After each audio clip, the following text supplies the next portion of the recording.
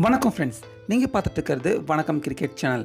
இப்போ நம்ம என்ன வீடியோ பார்க்க போகிறோம் அப்படின்னா, இப்போ இன்னும் சில மாதங்களில் உலகக்கோப்பை ஆட்டங்கள் எல்லாமே துவங்க இருக்கிறதால இப்போ இதில் பார்ட்டிசிபேட் பண்ண போகிற எல்லா அணிகளுமே அவங்களோட சிறந்த டீமை எல்லாருமே இப்போ உருவாக்கிக்கிட்டு இருக்காங்க.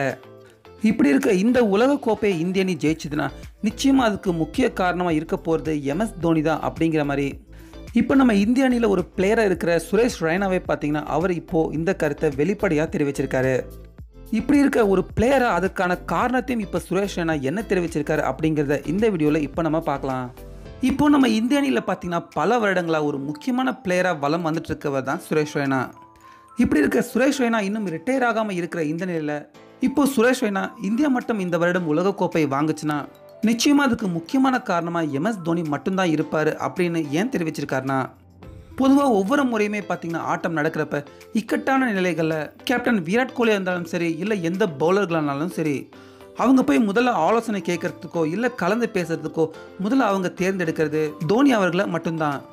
அது மட்டும் இல்லாமல் களத்தில் வேணால் விராட் கோலி அவர்கள் அவர் கேப்டனாக செயல்பட்டாலும் ட்ரெஸ்ஸிங் ரூம்லையும் ப்ராக்டிஸ் டைமிங்லையும் மற்ற எல்லா வீரர்களுக்குமே தேவையான ஆலோசனைகளையும் அறிவுரைகளையும் எப்பயுமே பார்த்தீங்கன்னா MS தோனி அவர்கள் மட்டும்தான் கொடுக்குறாரு.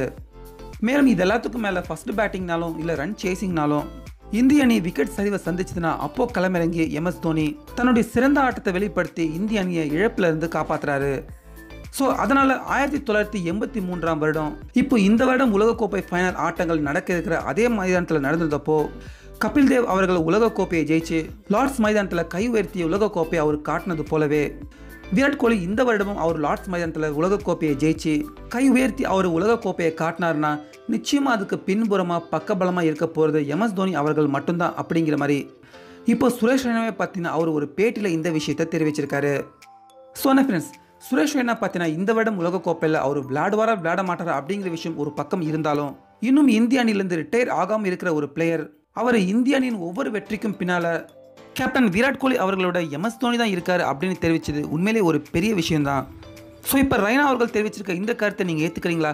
இப்போ இதை பற்றின உங்களுடைய கருத்துக்களை நீங்கள் மறக்காமல் நம்ம கமெண்ட் பாக்ஸில் பதிவு பண்ணுங்கள். மேலும் இந்த வீடியோ பிடிச்சிருந்தா லைக் பண்ணுங்கள், ஷேர் பண்ணுங்கள். தொடர்ந்து இது போன்ற பல கிரிக்கெட் செய்திகளுக்கு மறக்காமல் வணக்கம் கிரிக்கெட் சேனலுக்கும் சப்ஸ்கிரைப் பண்ணுங்கள். மீண்டும் அடுத்த வீடியோவில் சந்திக்கலாம்.